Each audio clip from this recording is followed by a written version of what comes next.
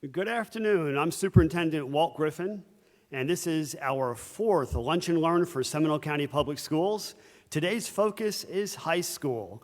I know high schoolers, students, and parents, you have lots of questions. Feel free to send those in on Facebook Live. We also had several questions already submitted through email. We'll answer as much as we can in a half hour, and then certainly get back and try to respond to all of you that we did not get to answer. Just a reminder to everybody, the first part of this presentation is in English. We will conclude the English part, and then we'll have a complete translation by Ms. Cardona in Spanish. So it's English and Spanish, starting with English right now.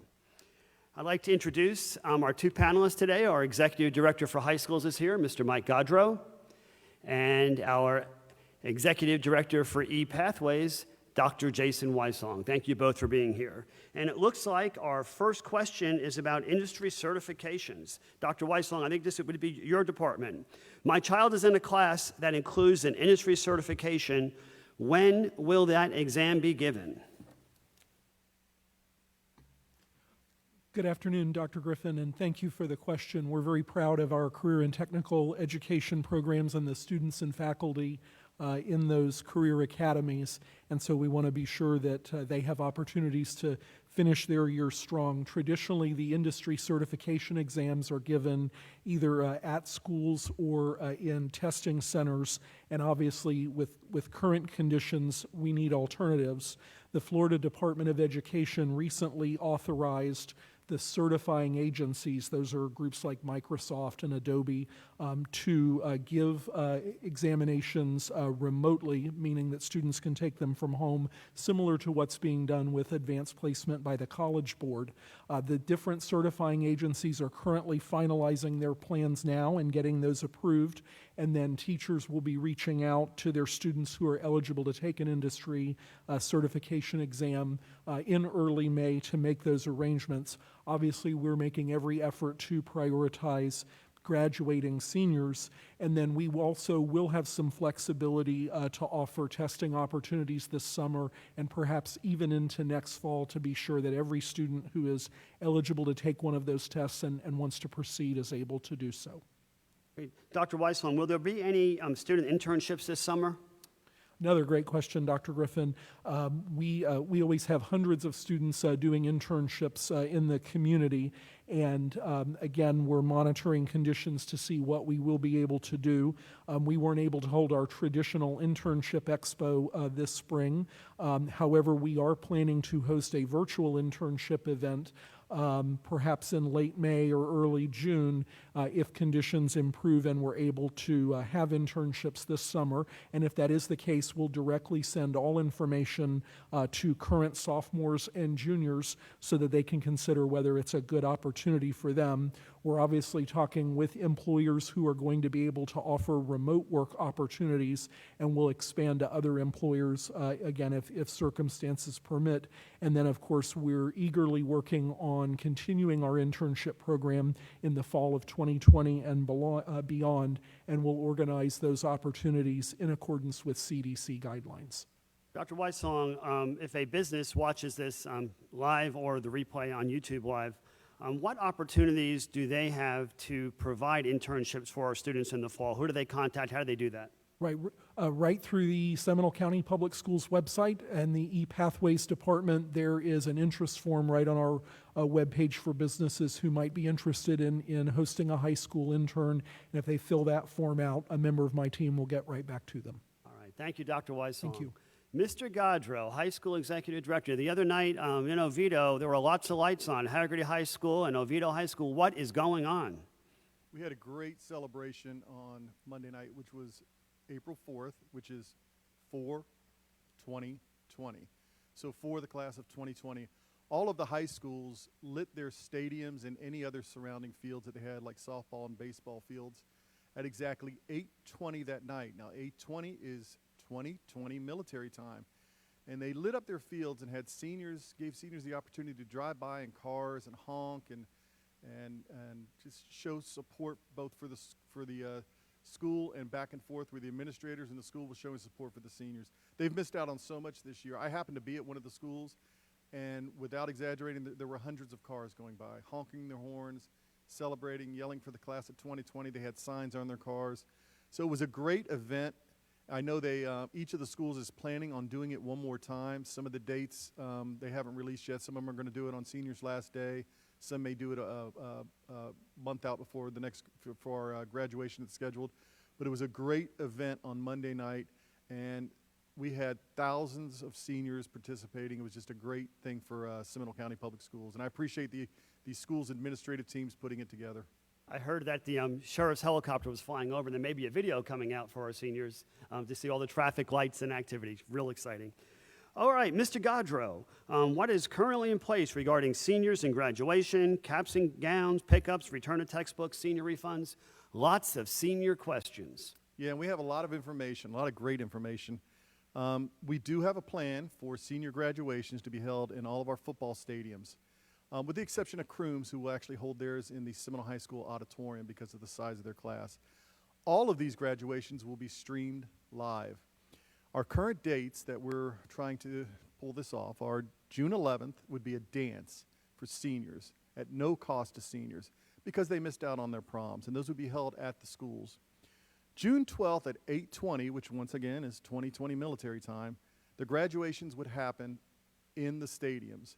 Our backup plan for that date, in case there's rain on June 12th, would be June 13th at 8 a.m. in the morning, and again, that would be at the stadiums. Now, we know that June 12th as a graduation date is subject to change depending on the information we get from the CDC, so we do have some backups. If we couldn't do the June 12th, we have dates in July picked out to possibly do the graduations and the dances, and those would be July 16th, 17th, and 18th. 16th would be dance, 17th would be graduation, or the backup date would be the 18th.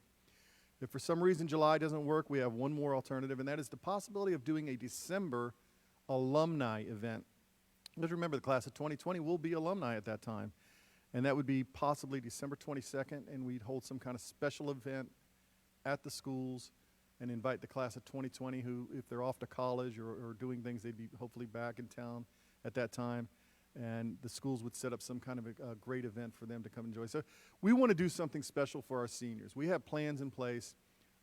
We know that they deserve it, and we're hoping that between one of these three options, we're going to make something work. Mr. Gaudreau, before you go on, how did you come up with those dates, and how did all that work? Oh, yes, absolutely. Myself and Dr. Griffin, we met with the senior class presidents from all 9 of the high schools, and we had several meetings over the course of about a month because we were meeting once a week, and just started processing some ideas. And then they reached out to their classmates and through social media and got ideas and actually did votes. It was very, very efficient, very efficient. And they would report back to us. 80% of the students thought this was a great idea, or 92% of the students thought this was a great idea. And through that process, working with our senior class presidents, the students, that's how we came up with this plan. And knowing that our student body across Seminole County was involved in this process, I think that just gives it a lot more validity, and very excited that one way or another we're going to try to make something work. I want to talk real quickly about seniors turning in devices, textbooks, uniforms, things that they have that they know they need to get back into schools in order to be debt-free. All of the schools are going to set up some type of system where seniors first and then underclassmen later will be able to come to the school to be able to turn in the things that they have that need to be turned in. And mainly we're talking about uniforms, devices, textbooks. They're going to be sending out the information next week. I talked to all the principals today. And that may look like a drive up, where they drive up, turn in their, kind of the way we did the device computers where the students came in and picked them up. We'll do it in reverse. Students would drive up or with their parents, and they actually turn in their textbooks, uniforms, and the device they have, and be able to get off a debt list and get off the list that shows that they have an outstanding device.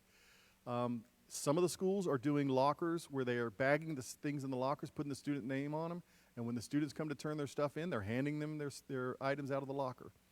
Other schools will be setting up an appointment, and it's very important for parents and students to read the social media and the information coming from the principals. Some schools will be setting up appointments where the students can actually come in very small groups because of the social distancing, and going to their lockers and being able to get their items, their textbooks and things that they may have in there. All of that, I talked to the principals today, they're going to be releasing that information next week on exactly how they are organizing that and what the dates are that seniors can start coming to the school to either clean out their lockers, turn in the information, or go through some type of car line and turn in their information or their textbooks. Senior cap and gowns are going to be picked up the week of Memorial Day. All of the schools have agreed, and what the principals have done, they've kind of done it by a region. In other words, on the first day, Monday, it could be Oviedo and Haggerty. Then the second day, it might be Seminole and Lake Mary. They're kind of organizing it that way. The information has not been put out yet, so you're not going to see it on social media yet. That information will go out in the next couple weeks on when seniors can pick up their cap and gowns.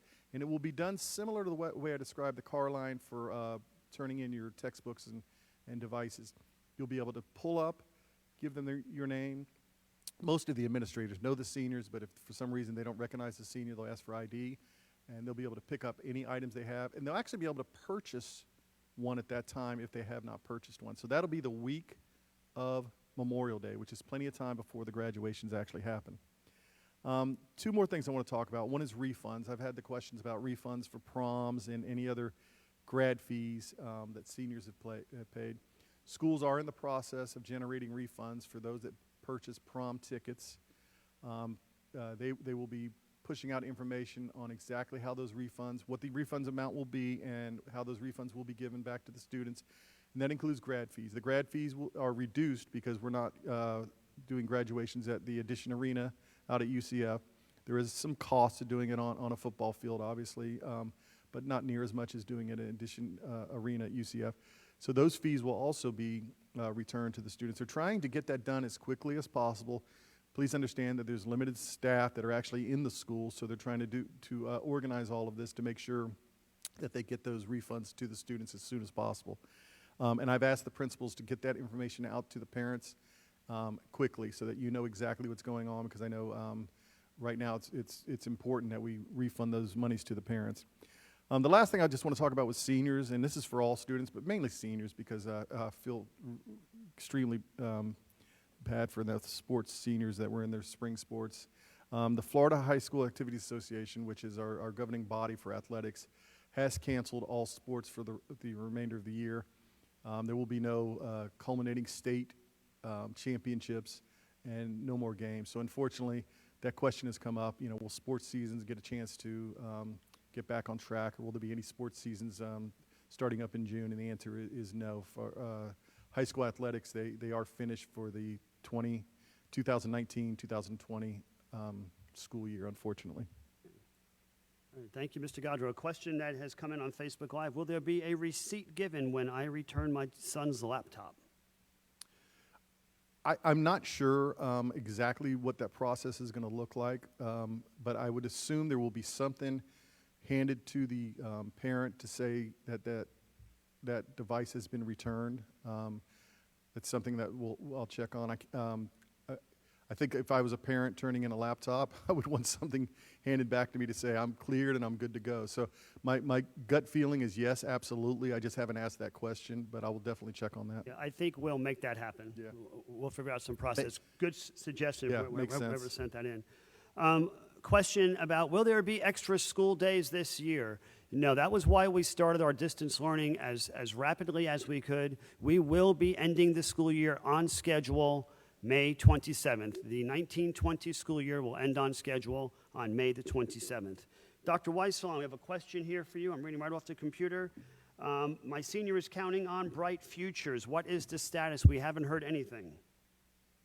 That's a great question, Dr. Griffin, and we certainly know how important the Bright Futures Scholarship Program is to thousands of Seminole County families who are counting on that to help pay for college.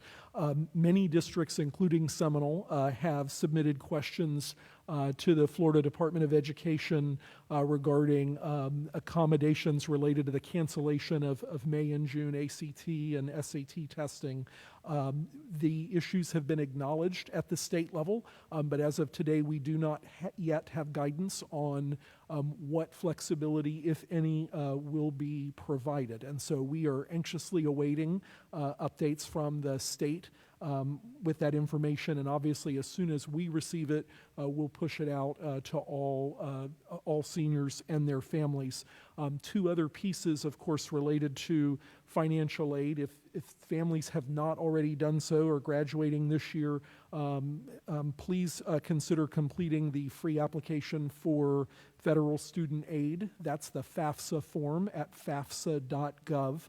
That is the key to accessing a lot of additional forms of financial aid. And finally, there are still some great scholarship opportunities that are out there. Many scholarships that typically have deadlines in March or April have been extended, and we have a list of those on the scholarships page, which is on the Seminole County Public Schools website. There are a number of scholarships still posted whose deadlines have not come up yet. Some of those are school-specific. Others are open to all graduating seniors. So families should definitely take a few minutes and explore those opportunities. All right, thank you, Dr. Weissong. Mr. Godrow, lots of questions about summer schools. I guess the question is, what will summer school look like this summer? Yes, absolutely, and that's a great question as we finish up distance learning this year. So summer school will actually be through distance learning this year through the Plato Credit Recovery Platform, which is the platform we've used in the past, only face-to-face. So students will be able to take courses this summer that they had received a D or an F in and get credit recovery through distance learning, similar to what they're doing now in their classes. We will be hiring teachers for summer school. Those teachers will be given students as part of their course. For example, an English 1 student that's taking English 1 through Plato will be assigned to a teacher that's certified in English, and that teacher will be guiding them through the Plato coursework. The summer school will run June 1st through June 25th. That's 4 weeks. And what the goal is to get the upperclassmen, which would be the juniors and seniors, in summer school first, to get them in their courses, and then bring the sophomores and the 9th graders in after that. It may be later on during that first week. It may be at the start of the second week, which is okay. Because it's Plato, there's no requirement for the student to be there at the beginning of summer school, because they are working on their own and able to do the Plato coursework at their own pace. Again, it will be distance learning. We will not have face-to-face summer school. And on May 29th, the high schools will begin to register students for summer school. You're going to see a big push. If you're a parent, look for the information coming on April 29th, the wrong month there. On April 29th, which is next Wednesday, look for the big push that's coming out from the high schools in order to register for summer school. You will register through a Google Doc. You may be getting calls from your child's counselor. You may be getting calls from the principal or from the administrative team just saying, we have a great opportunity for your child to recoup some of the credits that they did not earn over last year or the year before. So I'm very fortunate the school board supports summer school in Seminole County, and we will be moving forward with summer school through distance learning using the Plato Credit Recovery Platform. Thank you, Mr. Godrow. Another question that came in: when will the seniors get their diplomas? That's a great question. If everything goes the way it's planned, seniors will get their diplomas on June 12th at graduation. If for some reason we do not make the June 12th graduation, then we will have our graduation plan on July 17th, and we will be giving out diplomas at that time. Worst case scenario, if we do not make a July 17th graduation and are unable to have the ceremony, we will probably have seniors come up to the schools and get diplomas from the schools on an appointment basis. What I want the seniors and the parents to remember is the diploma, having the diploma it does not mean you did not, or not having the diploma does not mean you did not graduate. The diploma is a special commemorative item, but if you get your diploma on July 17th, for example, that doesn't mean you didn't graduate till July 17th. You've already graduated high school. That's a ceremonial type of thing. So you have our word in Seminole County that we're going to make sure all of our seniors get their diplomas. But I don't want anyone to think, sometimes that's confusing. They think, well, I haven't got my diploma yet, so I haven't graduated. That's not true. Our seniors will have graduated. The ceremony is just a special way to recognize and formally give our seniors that diploma and recognize all of their hard work. Thank you, Mr. Godrow. Lots of non-high school questions coming in also about summer school. And Seminole County Public Schools will be running a distance learning summer school. We're not going to have face-to-face summer school. Hopefully social distancing will be gone by the summer, but we're going to just continue in the distance learning mode for summer school and hopefully return back to our normal procedures on August 10th, the first day of school. Dr. Weissong, question for you. How can I get a transcript from my high school? That's a great question, and this time of year there are always lots of needs for transcripts, whether it's for a graduating senior or a special opportunity or perhaps a scholarship competition. All of our high schools are processing transcripts. Each school has a slightly different procedure for how that request is made, but the request process for each high school is posted on its website. If you go to your high school's website and can't find that procedure, you can also, of course, call the front office or send an email or phone message to your school counselor. All of our counselors, of course, are hard at work and are happy to assist you either with a transcript need or some other academic service. Thank you, Dr. Weissong. Another question for Dr. Weissong. What virtual options are going to be available to students who don't want to go back to school? That's also a question that is probably on minds of parents and students out there.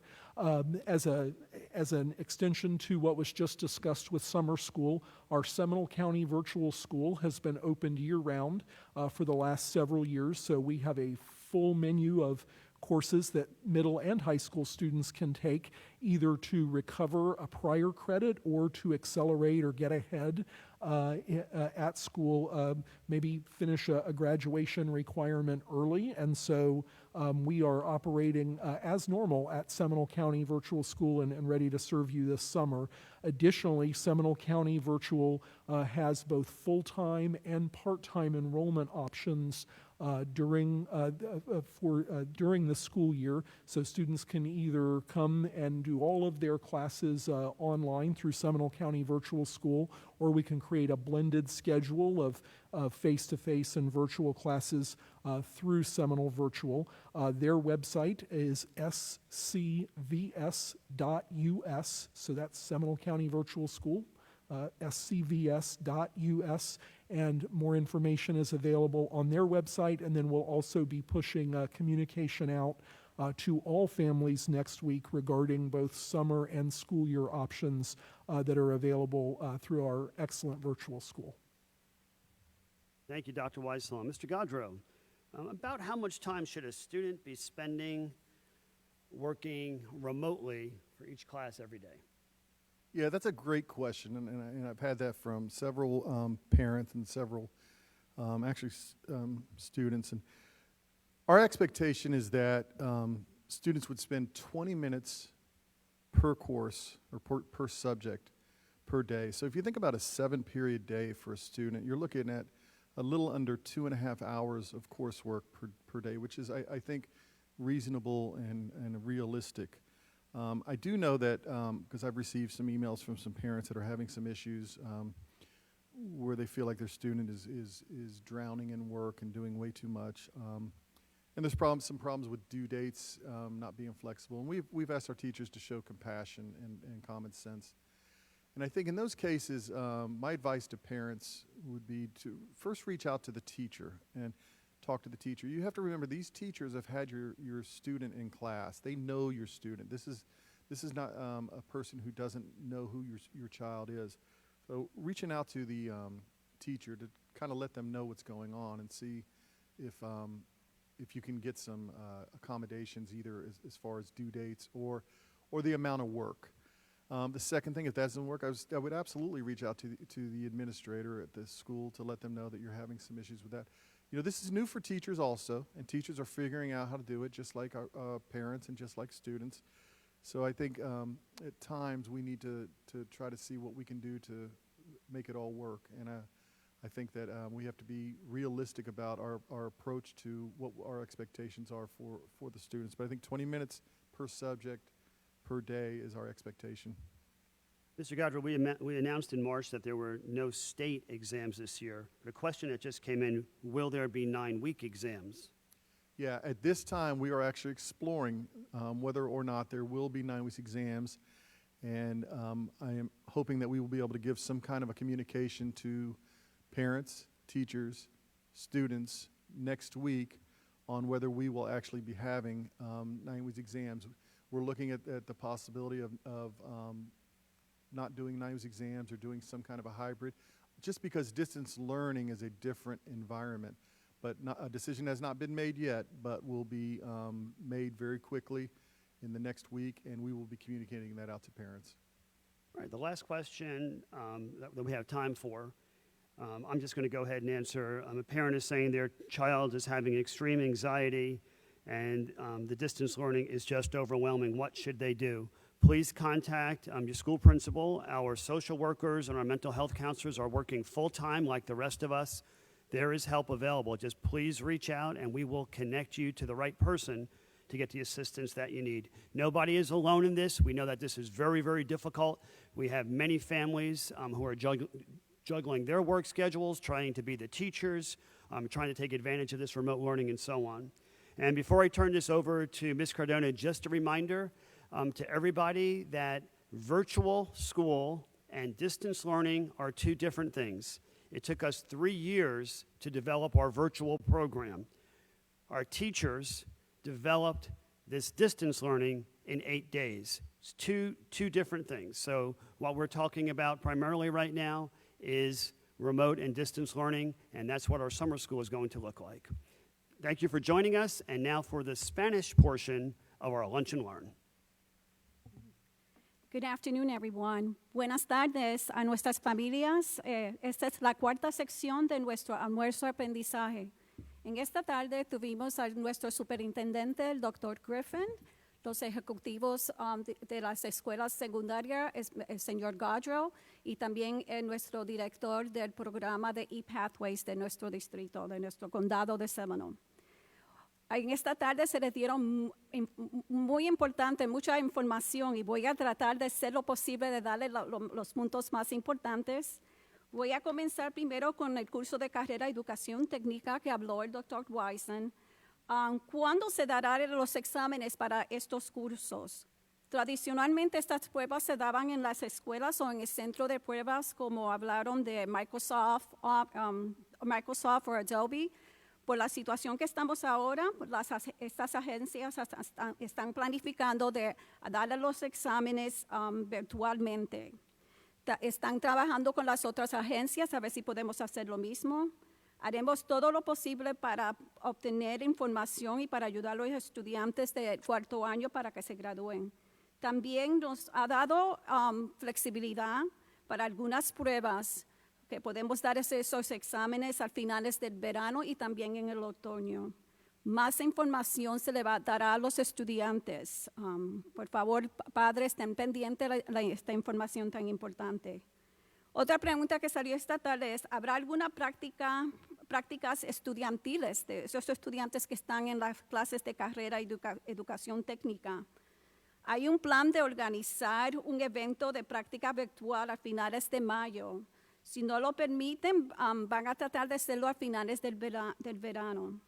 Se le va a enviar más información a los estudiantes de 10º y 11 grado a medida que los planes ya están todo planificado. El distrito también va a trabajar con otras agencias, a ver si hay alguien que está interesado, que nos están escuchando. Si quieren uno de nuestros estudiantes que tengan la práctica, esa experiencia de trabajar en su compañía, por favor visiten nuestra página de web en ePathways. Ahí tienen la solicitud y queremos que muchas compañías sean parte de este evento. Otra pregunta que salió a mi estudiante de último año cuenta con Bright Futures para la universidad. ¿Qué pasa si aún no ha terminado las horas de servicio o si lo han cumplido? ¿Qué hacemos? Nosotros reconocemos que es algo muy importante para nuestras familias de Bright Future. Muchos distritos, incluyendo el distrito de Seminole, han presentado estas preguntas al Departamento de Educación. En estos momentos estamos esperando una respuesta para nosotros poder darle más detalles de eso.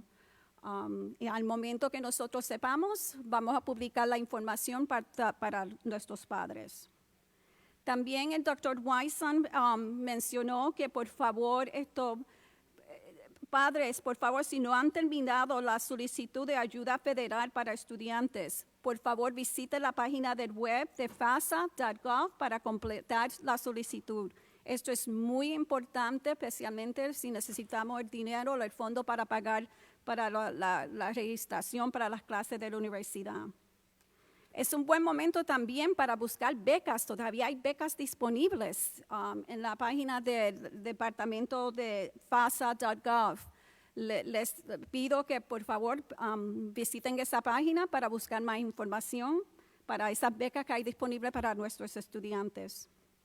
También otra pregunta que salió, ¿cómo obtengo una transcripción de mi escuela secundaria?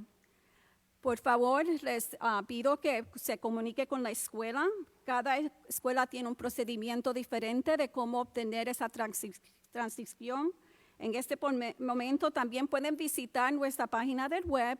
Hay una solicitud ahí que usted puede llenar la información necesaria, el nombre de su hijo o hija, el año que se graduó, y esa información va directamente a la escuela y ellos le pueden enviar la información. Va a haber un costo para eso también. Otra pregunta que salió, y muy importante, que voy a ir ahora, lo que habló nuestro director ejecutivo de escuela secundaria, es para los estudiantes de cuarto año. Muy importante, estudiantes. Primero, quiero felicitarlos a todos ustedes.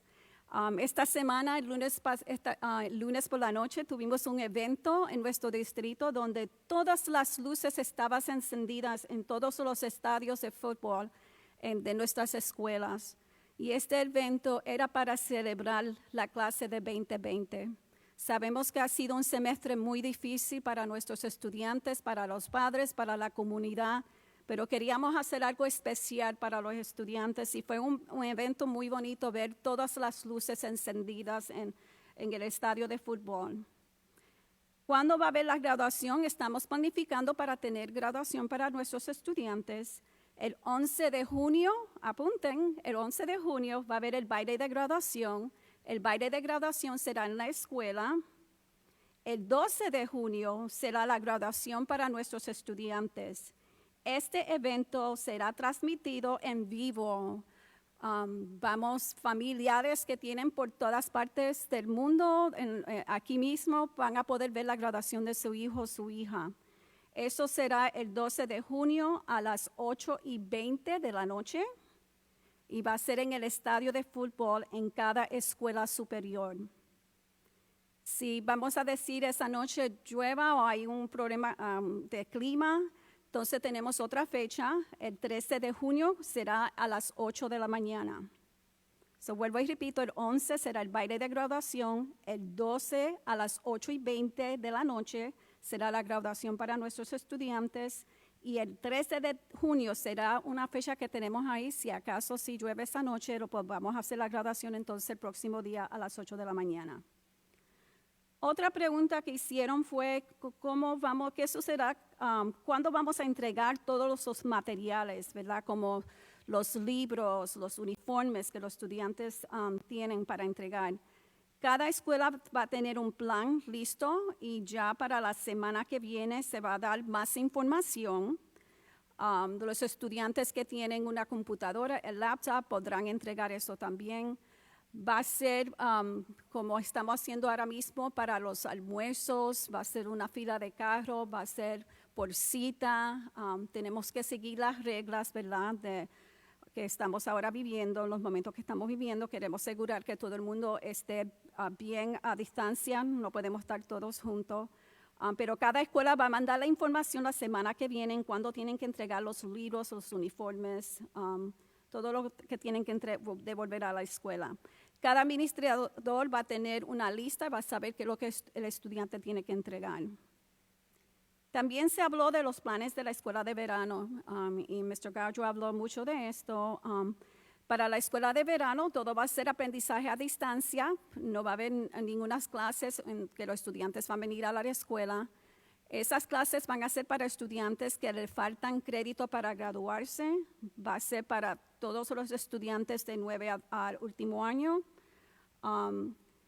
También van a tener, durante la escuela de verano que habló Mr. Gaudreau también, van a ser 4 semanas. Va a comenzar el 1 de junio y se termina el 25 de junio. También para la clase graduanda, a los estudiantes de 4º año, se les va a devolver el dinero que ustedes pagaron para su graduación y para el baile de graduación. Más información va a salir de la escuela para las fechas exactas cuando le van a devolver ese dinero. El doctor Griffin habló del último día de clase, muy importante. No hemos cambiado el calendario, es el 27 de mayo. El primer día de clase para el año siguiente será el 10 de agosto. Fechas muy importantes para todos nuestros padres y estudiantes. Y lo último también que habló Mr. Gaudreau, muy importante, para los estudiantes de 4º año que han jugado en algún deporte. Desafortunadamente se han cancelado todos los juegos para el final del año. No va a haber ningún juego en estos próximos meses ni durante el verano. Y creo que traté de resumir todo. ¿Qué más tenemos? Otra pregunta que salió muy importante. ¿Cuánto tiempo se supone que mi hijo o mi hija esté trabajando con el aprendizaje a distancia? Nosotros queremos que todos sepan que eso ha sido algo nuevo para todo el mundo, para nuestros maestros, para los estudiantes. Nosotros le hemos recomendado a los maestros que más o menos los estudiantes puedan trabajar en su hogar 20 minutos por clase. Los estudiantes de una escuela superior tienen 7 clases, sería 2 horas y media, 3 horas, lo máximo que cada estudiante debe de estar trabajando con su aprendizaje a distancia. Si hay algún problema o tienen preguntas, el niño esté ansioso, su hija esté ansiosa por el trabajo, les pedimos que por favor se comunique con el director de la escuela o con la maestra, le mande un correo electrónico. Tenemos cada escuela tiene consejeros que pueden ayudar a su hijo con la ansiedad también. No se queden pensando que estén solo en esta situación porque estamos todos trabajando juntos. Muy importante que llamen y se comuniquen con el maestro o con el director de la escuela. Otra pregunta que salió fue cuando se abra la escuela, ¿qué opciones virtuales estarán disponibles para los estudiantes que no quieren volver a su escuela? El condado de Seminole opera su propia escuela virtual. Tenemos Seminole County Virtual School. En esta escuela nosotros tenemos muchas opciones para los padres. Los estudiantes de kindergarten a 4º año pueden asistir. Los estudiantes pueden asistir a tiempo completo o tiempo parcial. Todo depende de cada situación individual del estudiante. La escuela virtual no es lo mismo que el aprendizaje a distancia. Es un currículo que incluye todos los estándares de la Florida. Cada currículo tiene sus expectativas, las metas para cada clase. Esa es una opción que tenemos, es nuestra escuela propia virtual que tenemos en nuestro distrito. Y creo que lo resumí todo. De mi parte, quiero decirle felicitaciones a los estudiantes que se gradúan este año. Les deseo lo mejor y gracias a todos ustedes que se quedaron escuchándome. Buenas tardes. Thank you, Ms. Cardona. One of the questions that we wanted to cover that we did not get a chance to cover earlier is about the end-of-course exams, and specifically it came up about algebra, which is a graduation requirement. I want to clarify some things. The requirement that was lifted for the end-of-course exams graduation requirement was only for the seniors graduating in the class of 2020. All other students, and that includes middle school students, who are in Algebra 1 will still have to pass the end-of-course exam for Algebra 1 as a graduation requirement at some point before they graduate. I know the testing was not available this year due to the coronavirus, but there will be makeup dates and retakes and different things available for those students. I know there is one scheduled for early in the year, next year, and these dates come from the state. I believe it's at the end of September. All of that information will be given to students by the schools. And parents, you will get information on when your students are going to be taking the end-of-course exam if they are currently enrolled in Algebra 1. So it is the requirement to pass the end-of-course exam or get a concordance score has not been lifted for students below the grade 12 requirement. Students who are seniors, yes, that has been waived. For all students up through 11th grade, no, it has not been waived, and you will still have to take the end-of-course exam and pass it or get a concordance score. So that's it for our high school Facebook Live. We want to thank everyone out there who was listening this afternoon. The next Facebook Live will be Tuesday, April 28th at 12:30, and the topics for discussion will include exceptional student education. Thank you and have a great afternoon.